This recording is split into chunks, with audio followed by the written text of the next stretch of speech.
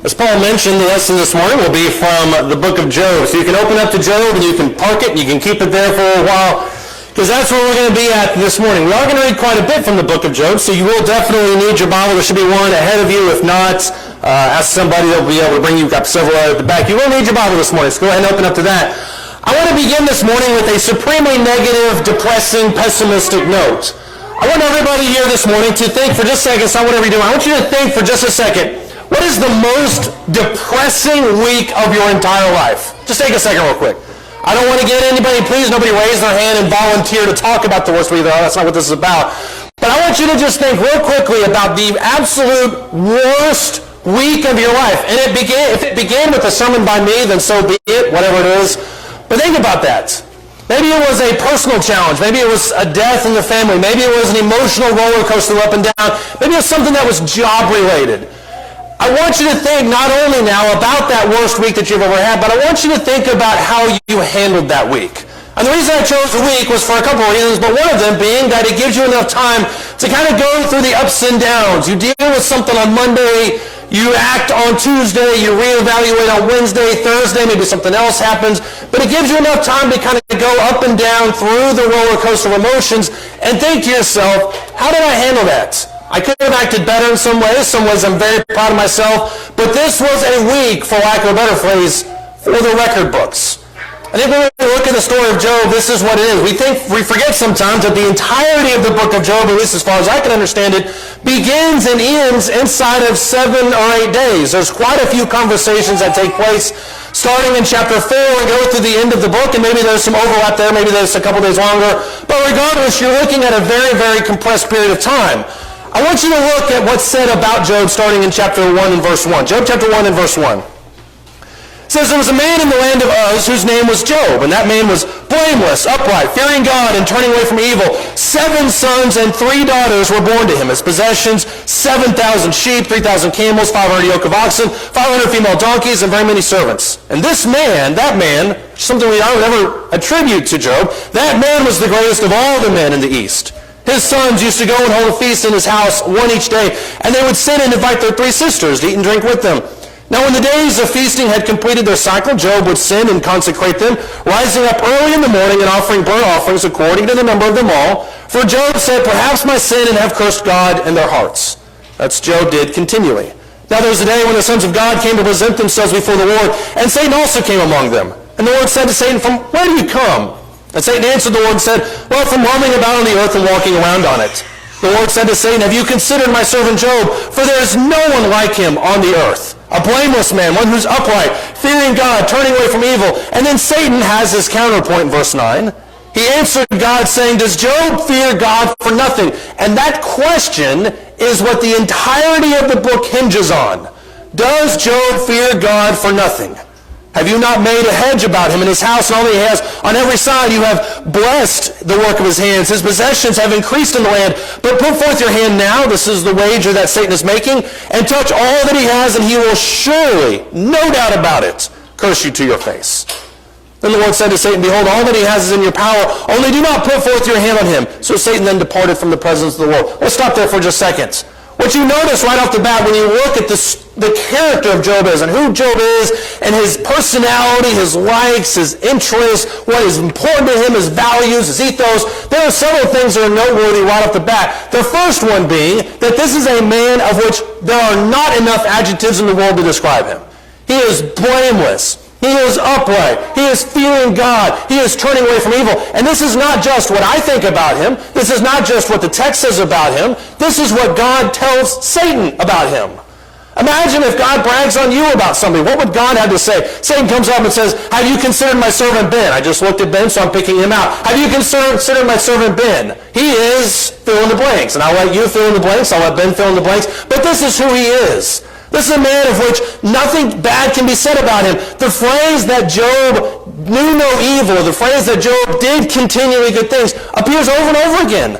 Job did not sin with his mouth. This is a guy who is what is that word I'm looking for? He is rock steady. That's the word I'm looking for. It's not the word I'm looking for. It's the word I'm going to use right now. He is right there. He is as solid as they come. He also is blessed on literally every level. I don't care what your measure of wealth is. When you look at verses 2 and 3 and see the amount of sheep and the amount of oxen, the amount of camels that he has, this is a guy that is physically and financially blessed. His real treasure, I would argue, is what is mentioned about his children. The fact that he has 10 kids, and this matters only for genealogical purposes, 7 of which are sons. This guy has no question about whether his name is going to appear generations down the road. And the other thing that's mentioned about him that we never talk about is that universally he is known as being the greatest of all men in the East. That's not a place, that's a direction. He is greater than everybody else that's out there. But here's, I think, what's most noteworthy about him, is that he is spiritually very, very diligent. In contrast to David, who we talked about in Bible class this morning, Job is somebody who never really seems to let his wealth get to his head. Even in his discussions with his friends, he never really seems like he becomes the kind of guy that just becomes so inflated about what he has that he begins to think he's better than everybody else. As a matter of fact, in verses 4 and 5, this little nugget about how good of a father he is, it mentions that he used to offer sacrifices daily for his children because, as he puts it, who knows whether they've done anything wrong? I don't know if they've sinned. I don't know of any issue that's in my house. I don't know of any overt transgression that they have. But I'm going to still intercede on God's behalf, my kids' behalf, for these people. That's what I'm going to do. I think that is incredibly futuristic and foresighting of him. Look in verse 14 now, or verse 13. This is where the narrative picks up from where we left off. Now in the day when his sons and daughters were eating and drinking wine in their oldest brother's house. This is the part of the story that we never want to read. A messenger came to Job and said, the oxen were plowing and donkeys feeding beside them. The Sabaeans attacked and they took them. They also slew the servants with the edge of the sword, and I alone have escaped you. And notice how quick the narrative picks up. While he was still speaking, in other words, the guy comes in and he overtalks the first guy. While he was still speaking, the other also came and said, the fire of God fell from heaven and burned up the sheep and the servants and consumed them, and I alone have escaped to tell you. There's no natural byproduct. It just has to have come from God. Verse 17, now while he was still speaking, the other also came and said, the Chaldeans formed 3 bands and made a raid on the camels and took them and slew the servants with the edge of the sword, and I alone have escaped to tell you. Now while he was still speaking, a 4th guy walks in. You can only imagine if Job is still looking for a 5th. While he was still speaking, the other also came and said, your sons, your daughters, they were eating and drinking wine in their oldest brother's house, and behold, a great wind from across the wilderness struck the 4 corners of this house, and it fell on the young people, and they died, and I alone have escaped to tell you. The pessimism of these reportings, the speed by which these reportings come in, the fact that they amplify throughout the course of the 4 reporting, they get more and more and more worse, just would fill anybody with a monumental amount of tragedy. Verse 20, Job arose and tore his robe and shaved his head, and he fell on the ground and he worshipped. Verse 21, he said, naked I came from my mother's womb, naked I shall return there. The Lord gave, the Lord is taken away. Blessed be the name of the Lord. I don't know of a more faith-filled verse that you could find in the entire Bible. And yet through all this, Job did not sin, and nor did he blame God. After you have these amazing blessings of Job that are repeated all over the place in these first 6, 7, 8, 9 verses, now you have the catastrophes of Job. That it just seems like it just keeps piling onto each other. In verses 14 through 17, he loses all of his possessions. Every single thing that he has is gone. Which, in an age where you couldn't just hop on the internet, look at flex jobs, and try to find another career, this is monumental to him. This took his entire life to build. It's all gone. He's starting from scratch, and he knows it's going to be years before he can even remotely have anything that compares. He also loses his family. Not only is his present taken from him, but his future is gone. There's nothing left. It's not as if he can just say, well, at least I still have X, because he doesn't have that anymore. He also, if you look at chapter 2 and verses 7 through 8, we didn't take the time to read this, he also loses his health to the point that he wishes that he was dead. That he just wants it all to end. He's degraded to the point where he takes a potsherd and he scrapes his skin to just make the itching go away. Just is trying, I think, in some ways, to have a physical pain that is equal to the emotional, the pain that he's dealing with. In verses 9 through 10, he makes the argument that he loses his wife. Because his wife, understandably, has some very strong reactions to that. But now even her, he can't turn to her and say, why do you think this is happening? Let's talk and let's pray about this together. Because in his wife's mind, it is firmly God's fault. It is firmly somebody else's fault. You just need to curse God and die and end it all right now because it's not worth it. And then he loses his friends. You know, at the first, when you look at chapters 3 through 37, you see the back and forth that take place between his friends. It seems like a very interesting discussion on theology and the nature of humanity and how we deal with suffering, all these different things. It seems like a very interesting dialogue. The more I read it, at least personally, the angrier I get at his friends. Because what I see from the friends is not any kind of help and admiration and support, but all these baseless accusations and reasonings as to why any of this had to take place. Had the seventh day, ladies and gentlemen, been like the first six where they just sat there and sat next to him, I think the entire situation could have been changed. And yet in Job's endless pursuit of understanding why, his friends just continually compound that over and over and over again. And all of this, ladies and gentlemen, happens in the span, as you can see at the end of chapter 2, all of this happens in the span of a week. This is a terrible week for Job. And all this is phrased as in such a way, as we talked about a second ago, that it is 100% an act of God. The combination of all these things, the timing of all these things, there can be no debate in at least Job's mind and his friends' minds that this has to be, at least in some way, impacted by God. Which brings the question that not only Job has, but we have also had several times in our own life, which is, why do the righteous suffer? Why is it that when I do everything that I'm supposed to do, why is it that when I do everything that God asks me to do, why is it that when I live my life the right way, not just spiritually, but physically, I pay my taxes, I don't tell lies, I obey the speed limit, for crying out loud, I even let that happen, I zipper at the merge lanes, I do everything right. Why am I suffering? And not just suffering a little bit, but why am I suffering a lot? And I think what this shows, and I think what Job teaches us, and is an important point to bring out, is that we don't ever know the answer. It's very noteworthy to point out that in this entire narrative, Job is never told by God, oh, by the way, I had a discussion with Satan, and all of this happened because of that. He never gets the answer for his suffering. And you probably won't either. As you're reflecting back on that worst week of your life and you're thinking about all the things that happened, you probably still, for the majority of it, cannot isolate why any of it happened. It just seemed to happen. The question for all of us as Christians is, why do we deal with that? Or how do we deal with that? Look in James chapter 5. I know we said that we'd camp in Job. We're going to go to James 5 and then come back. In James chapter 5, this is a book that's all about perseverance. It begins with perseverance. It ends very much about perseverance, but all of this perseverance has to do with the idea of faith. And in James chapter 5, as he is discussing the nature of all these different people, and he talks about Elijah having this really strong measure of faith in regards to prayer. In James chapter 5, verse 10, he's talking about the nature of perseverance and of patience, and he says in verse 10, as an example, brethren, of suffering and patience, take the prophets who spoke in the name of the Lord. We count those blessed who endured. Notice that's always in hindsight, isn't it? It's always in hindsight.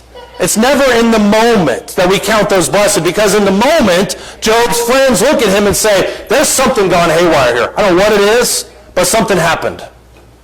In hindsight, we count those blessed who endured. You have heard of the endurance of Job, and you have seen the outcome of the Lord's dealings, that the Lord is full of compassion and is merciful. The X factor in every one of our scenarios, no matter what you're going through in your life, no matter how tragic and how difficult it may be, is what are you going to do the next day? Are you going to pick yourself up, number one? But number two, are you still going to maintain some kind of measure of faith in God's goodness? Because that's what James points out. We saw the endurance of Job. We saw his persecutions, we saw his patience, and you saw the outcome of his faith. When you look at Job 42, Job is given everything that he has back. And I understand you can't replace children. That's not the argument.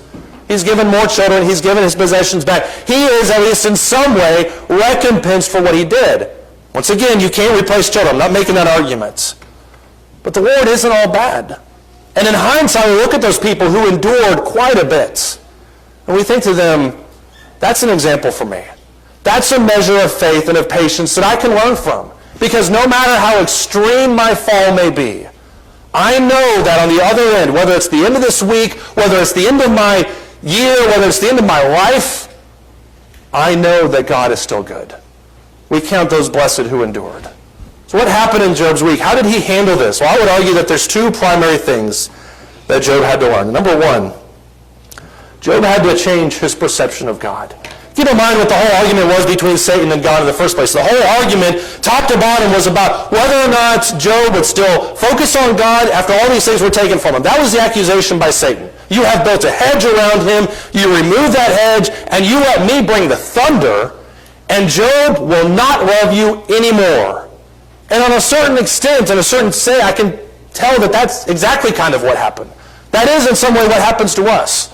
When the entirety, when our worldview shifts, when our paradigm moves, when everything we thought we loved and had in this world is ripped from us, we're forced to make some very real decisions. And we're forced to make some very different decisions in regards to God. What kind of my relationship do I have with him? How do I really feel about him? Because faith is no more tested than when it's tested in a hospital room. I know that God is good, but here I am on a gurney with an IV in my arm telling me that I'm not going to live another couple of weeks. Where is God now? That's where that relationship starts to change. When you look at Job's speeches, you notice a frustration with God that would not manifest itself normally. That did manifest itself in the middle of all this. Look at Job, the 9th chapter. In Job chapter 9, starting in verse 13.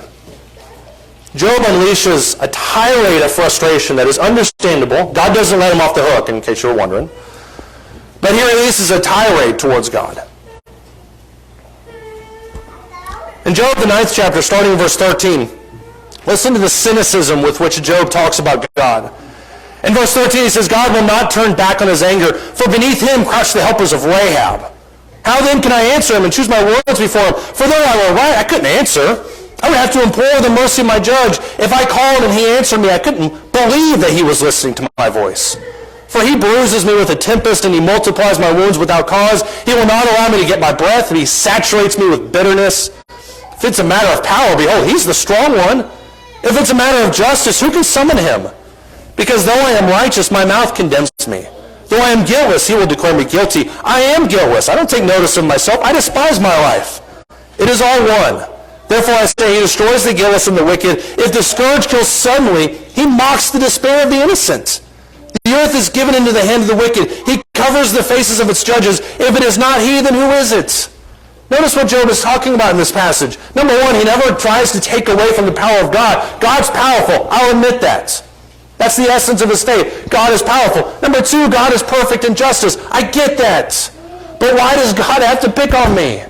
Why am I not allowed to plead my case? Why am I not allowed to do anything for myself? Because when I speak, in that moment I'm held guiltless, or I'm held guilty. When I try to act, it seems like I just fumble over myself. When I try to have any emotions about what's happening, it's all just kind of ripped from me.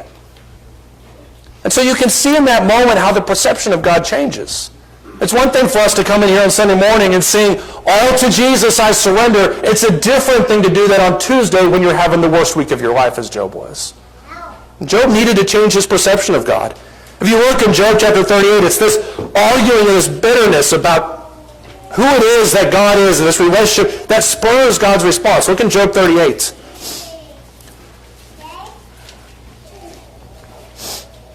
In Job chapter 38, starting in verse 1.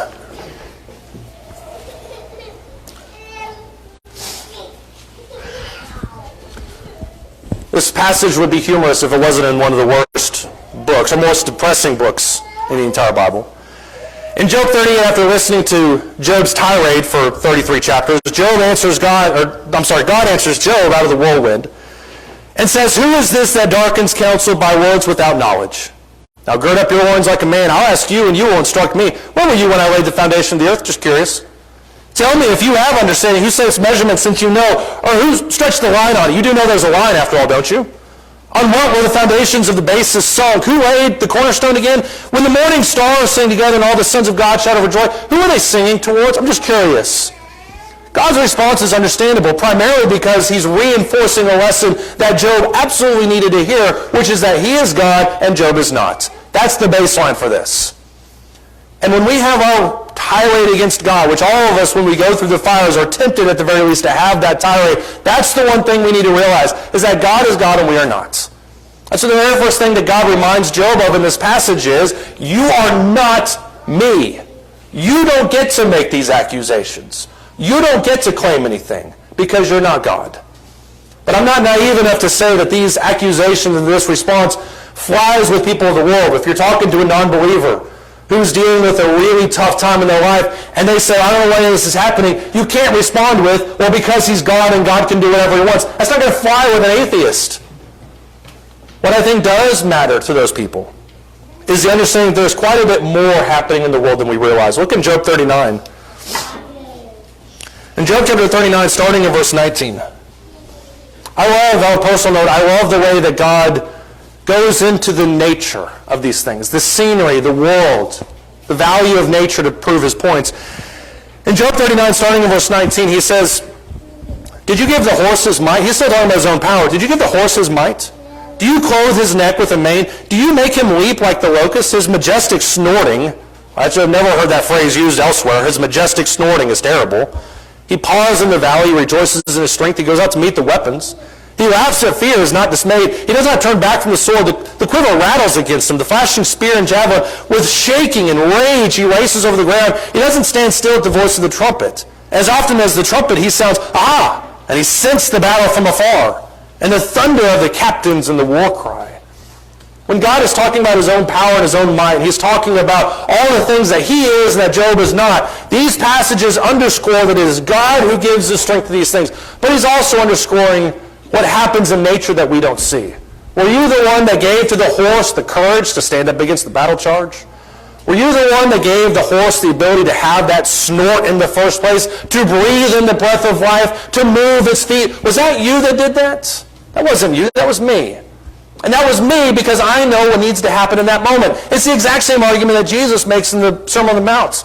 When he argues and he talks about anxiety, he says, don't worry about all these things because a sparrow doesn't fall apart from God. I know and I see these things. And if certain things are happening that you don't understand, that you don't wrap your mind around, Job, it may be because you don't have the omniscient viewpoint of the world that I do. So while you can rail against me and my power and the decisions I make, the reality is you don't have all the information. You don't know what's going to happen. And so Job had to 100% change his perception about God. I think we see that in our own life. When we rail against God and we see, why am I in this position? Why am I struggling with these sins? Why am I struggling with these temptations? It's because, as 1 Corinthians chapter 10, verse 13 points out, as Job brought up in class, that God will not tempt you beyond what you are able. We can stand in the fires all day long and say, why am I here? And God may very well have a reason for that. It seems to be a recurring theme in Scripture that God puts his fiercest warriors in the hottest part of the battle. And so if you're in a situation you don't understand, it may be that you don't understand why you're there. You don't see what's going to happen. You don't know what's going to happen at the outcome of that. And so Job had to change his perception of who God was and his perception of his relationship. Number two, he had to change his perception of justice. In this world, we are 100% obsessed with causality. Well, one thing happens, another thing happens after that. And Job is looking at the relationships of the events in his life in a very linear pattern. This happened, and so this is my response, and then this happens on the back end of it. And we know that God doesn't view things that way. That God does not view things on a linear timeline where he says, okay, now this is going to happen, now this is going to happen. God views the timeline and views our lives, in my own personal opinion, as being just kind of an amorphous ball. He can manipulate whatever he wants to. But at the core of it, God has justice at the beginning of it. Justice is what intertwines between all the different activities and all the different thoughts of life, and everything moves inside of that. If you remember in John the 9th chapter, for instance, in verses 1 through 3, there's this moment where the apostles walk up on this man that's born blind. And the fact that he's born blind leads the apostles to naturally conclude that somebody in the genealogy sinned. Somebody, I don't know who it was. But they literally asked Jesus, God, who sinned? Was it this man or was it his ancestors that this would happen to him? There has to be some reason for this. And that's the same perception that the friends of Job have, which is that there has to be some reason why all this is happening, and we're going to do a theological wrangling, and we're going to work through all the different things, because there has to be some explanation for this. And the reality is that maybe we don't see the explanation, that we don't see what's going on. Look in Job chapter 21, for instance.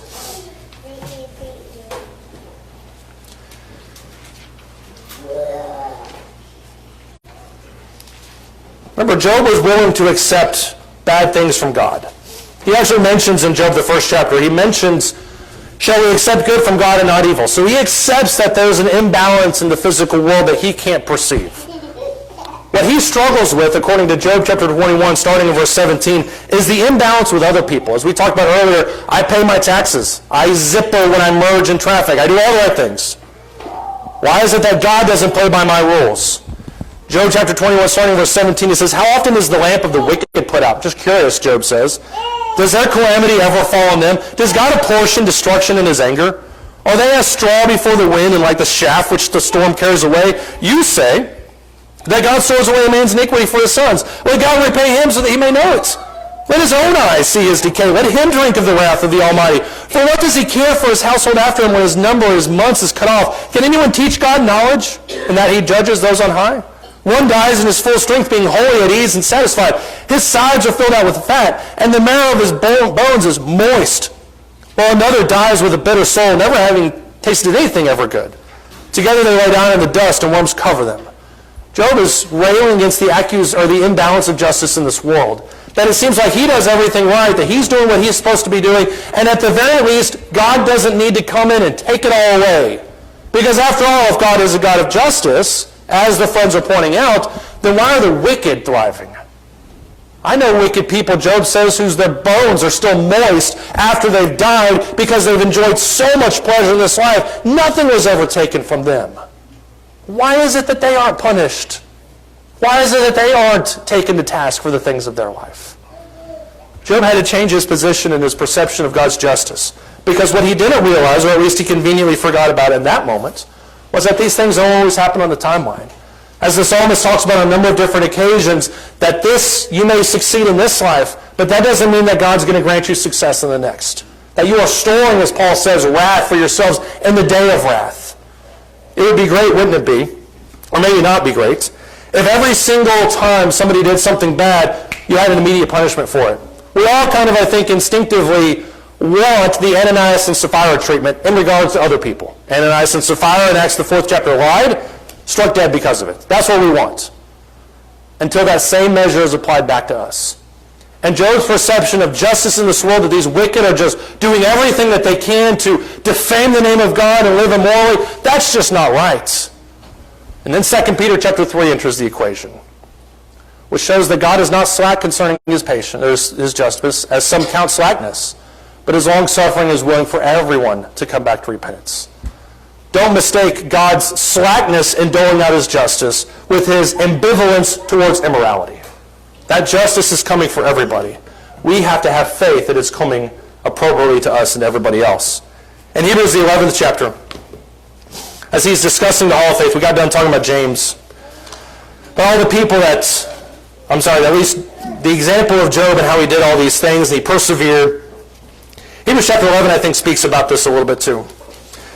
As you look at Hebrews chapter 11, you see all the different people that acted by faith and were rewarded, or acted by faith rather than we praise them in hindsight for it.